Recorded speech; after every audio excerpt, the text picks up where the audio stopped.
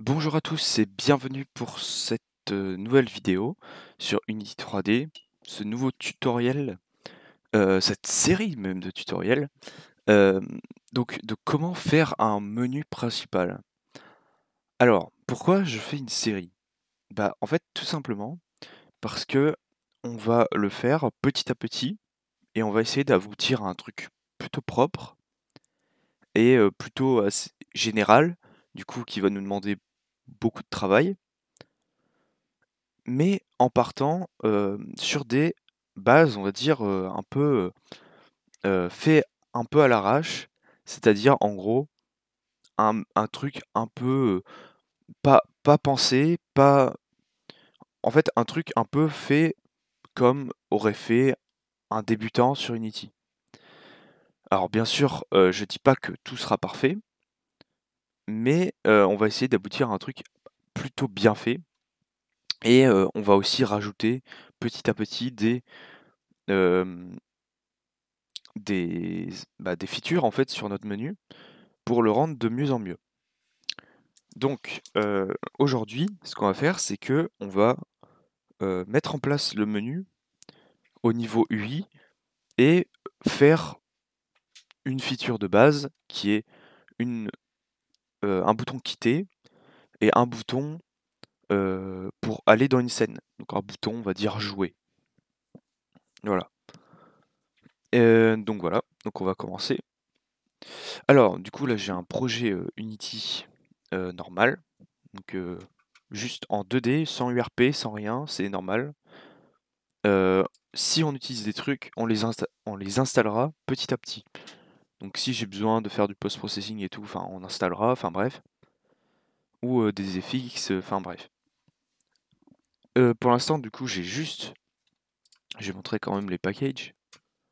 Hop, s'il veut bien. S'il veut bien. Voilà. J'ai ça. Ouais, et encore, j'ai même pas. Ouais, non, si. Ok, j'ai tout ça. Voilà. Du coup, alors, comment faire un menu? Donc déjà, on va, comme c'est le premier tutoriel, on va expliquer un peu tout.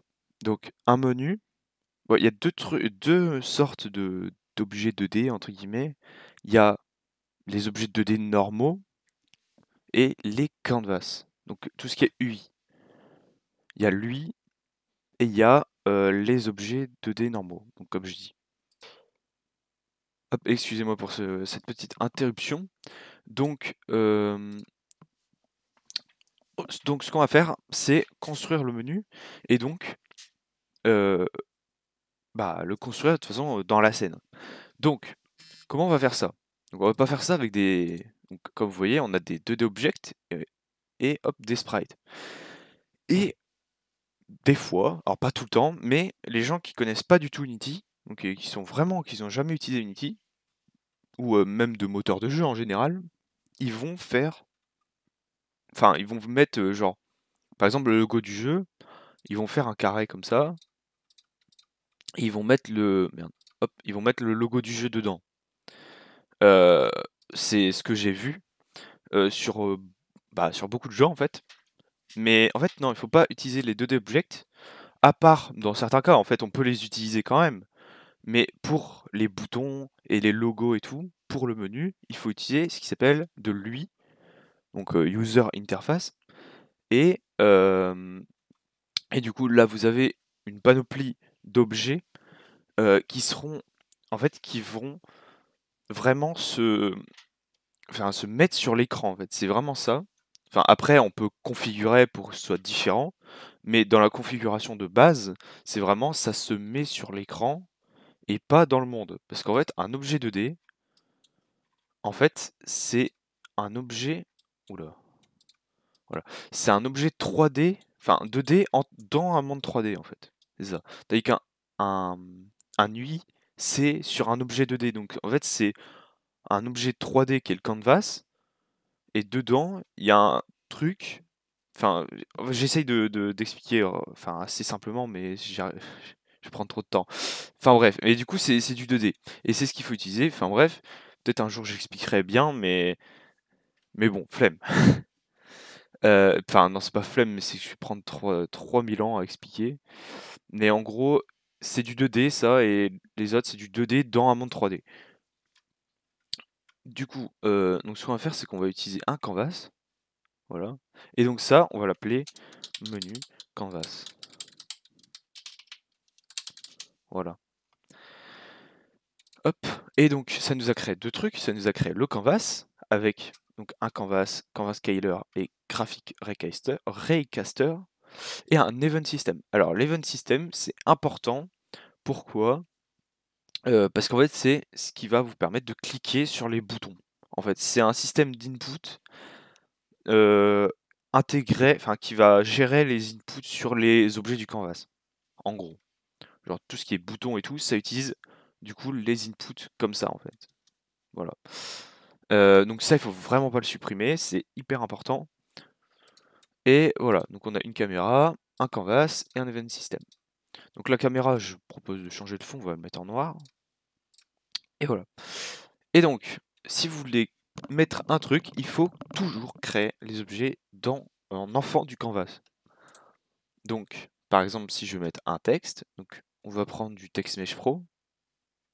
On va importer le TextMesh Pro.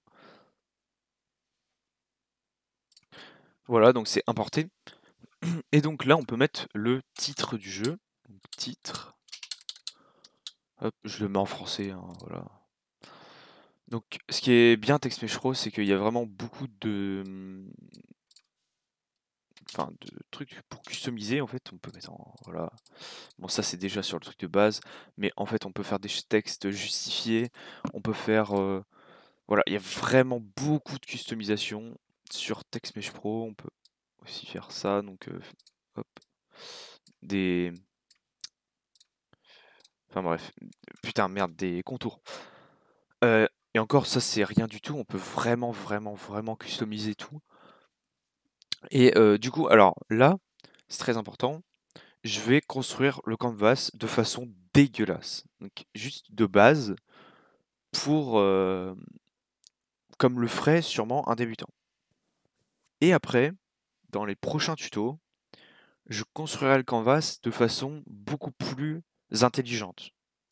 Alors, pas forcément la plus intelligente possible, je dis pas que j'ai la science infuse, mais ce sera beaucoup mieux que ça. Donc, là, on a notre titre. Donc là, hop, ce qu'on peut faire, c'est on va se remettre en 2D, parce que de toute façon, ça sert à rien. Hop, et là, tac, voilà. Et donc là, on se dit, putain, c'est pas assez grand. Donc on va augmenter la largeur, et hop, ça se scale. Hop. Donc on va monter le titre, tac.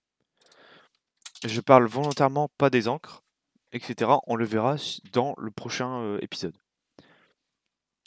Voilà, donc là, là on a le titre du coup. Et enfin voilà. On peut choisir bien sûr la police. Donc on va mettre. Oula. Ouais. Ouais, on va mettre ça, vas-y. Hop, en gras. Voilà. Hop. Et alors, oui, pour ce tuto, je vais utiliser des assets de opengameart.com. Donc, c'est cet asset. Il y aura le lien dans la description, enfin, pas dans la description, mais dans le Git, parce que j'ai un Git pour ce projet qui est dans la description, et dans le README, il y aura tous les liens. Donc, voilà. De toute façon, vous avez le lien au pire ici, si vous voulez pas aller dans le Git. Mais bon, il sera dans le Git, dans le README. D'ailleurs, je l'ai déjà mis. Voilà. Et donc, je vais l'importer dans Unity. Voilà, donc j'ai importé le pack. Et donc vous voyez, il y a plein de choses. Tac. Nous on va prendre en gris. Pourquoi en nuance de gris? Parce qu'en fait, si on prend déjà de la couleur, ce qui ferait sûrement un débutant, enfin, c'est pas méchant, hein, mais le problème c'est que on ne pourra pas customiser vraiment la couleur en fait. Parce que Unity rajoute une, Enfin, en fait, on peut rajouter entre guillemets un filtre de couleur et prendre une nuance de gris, ça permet de faire des couleurs comme on veut. Après, si vous avez des boutons déjà vraiment bien faits, parce que là c'est juste des templates entre guillemets, enfin des trucs assez basiques, si vous avez vraiment un bouton vraiment customisé, bien sûr faites-le en couleur. Donc ce qu'on va faire c'est multiple, pixel par unit pour l'instant on change pas. Ça je pense c'est bon, je sais plus si c'est du pixel art, je pense pas. Si c'est du pixel art. Ok, hop, merde, tac. Et ici, slice automatique, non. Bon. Euh,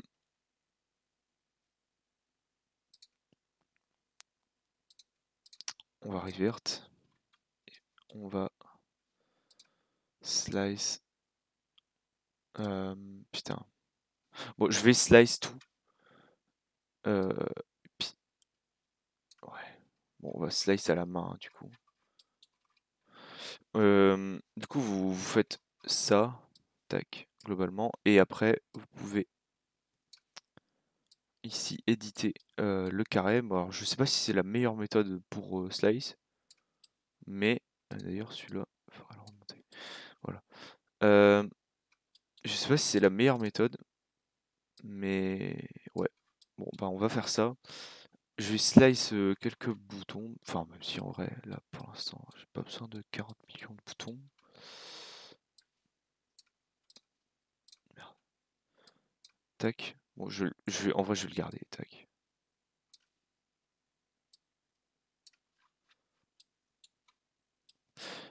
Ouais, bon. On va juste faire ça. Tac. Donc ici, vous voyez tout ce qui est découpé et bah, du coup utilisable en fait. Bon, là, du coup, j'ai fait un sprite. Ne pas glisser. Oui, important. Ne pas glisser dans la scène. Parce qu'en fait, si vous glissez dans la scène, du coup, c'est un sprite. Et c'est pas un UI. Donc, toujours faire créer, créer, UI. Donc là, on va faire un bouton. Tac. Et là, vous avez un bouton. Et là, du coup, on va l'appeler quitter. Ouais, quitter. On va mettre en majuscule. Hop. Et là, on glisse la texture. Voilà. Et vous voyez que ça rend plutôt bien. Je vais juste mettre en... Hop. Voilà, on faut l'acheter. Voilà. Donc, comme j'ai dit, bien sûr, on ne fait pas les... Ah oui, putain, du coup...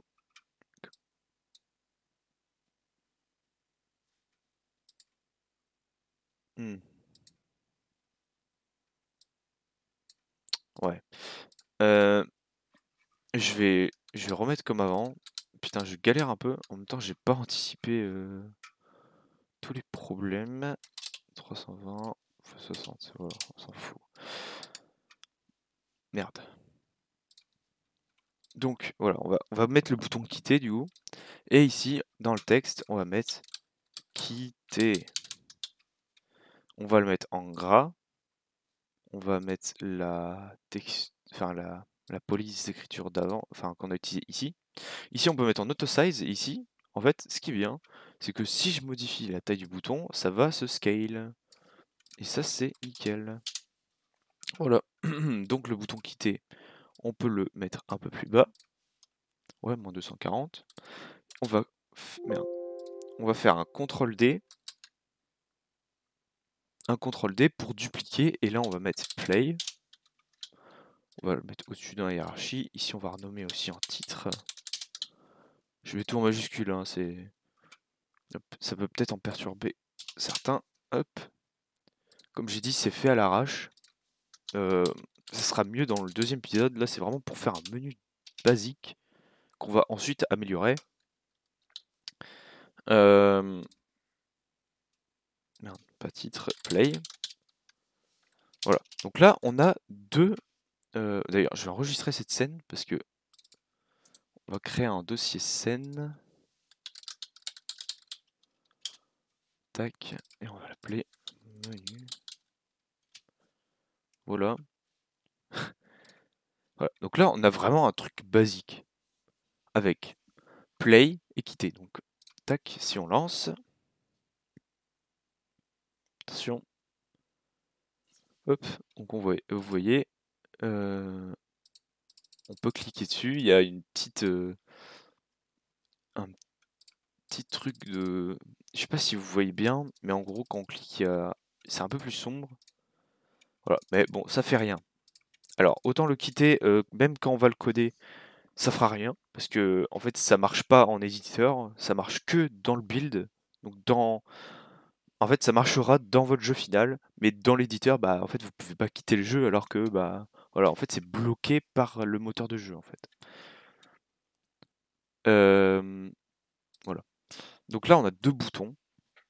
Et donc là, qu'est-ce qu'on va faire? C'est que on va tac, on va créer un dossier script.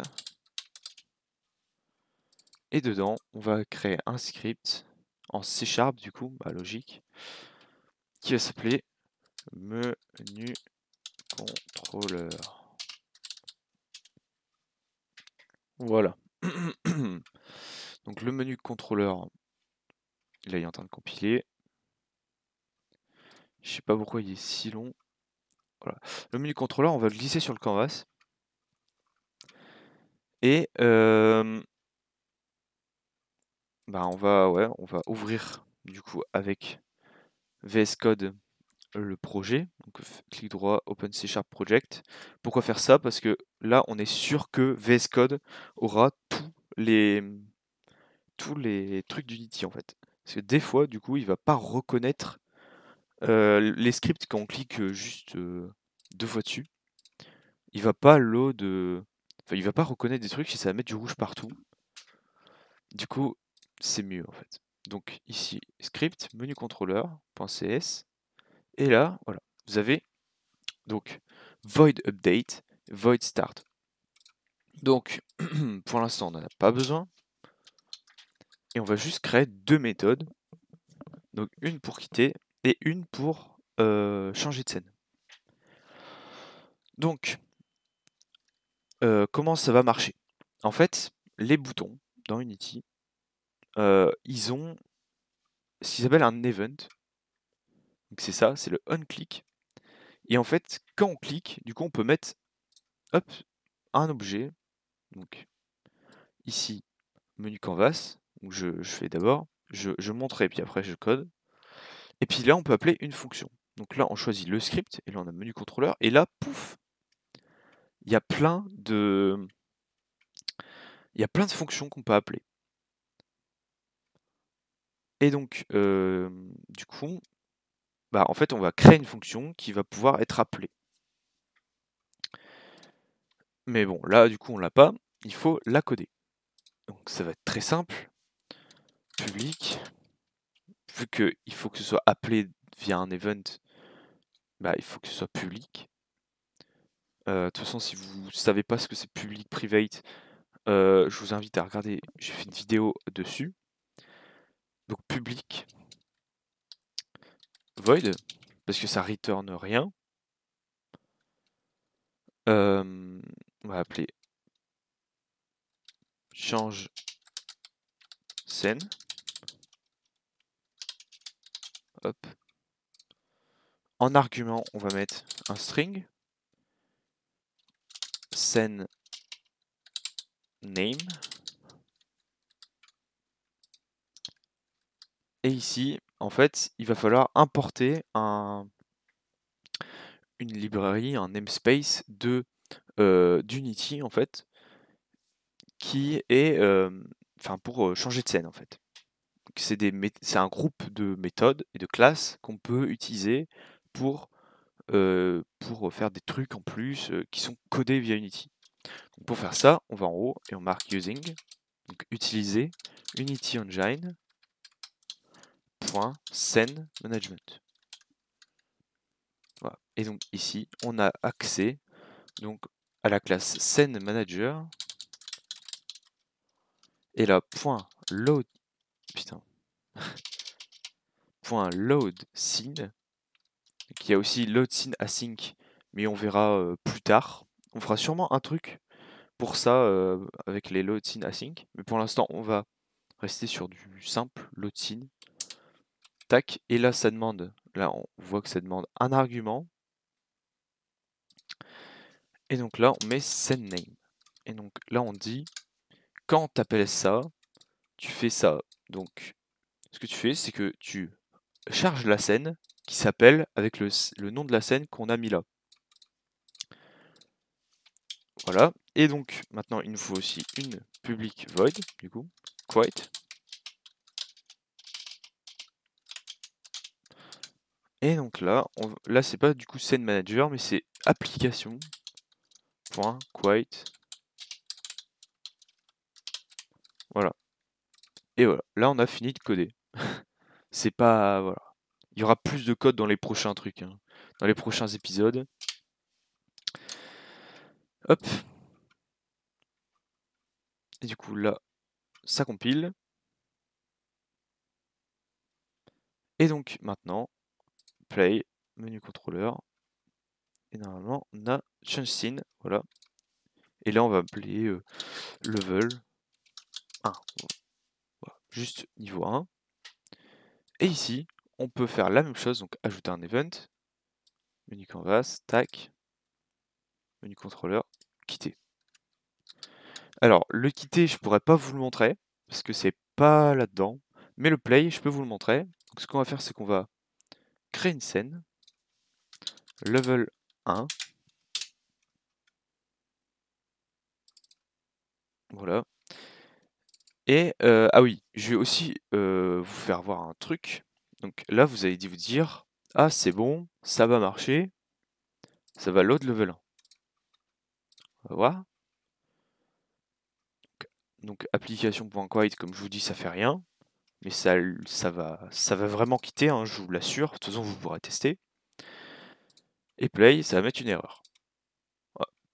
Ne peut pas être chargée car elle n'est pas ajoutée dans les paramètres du build.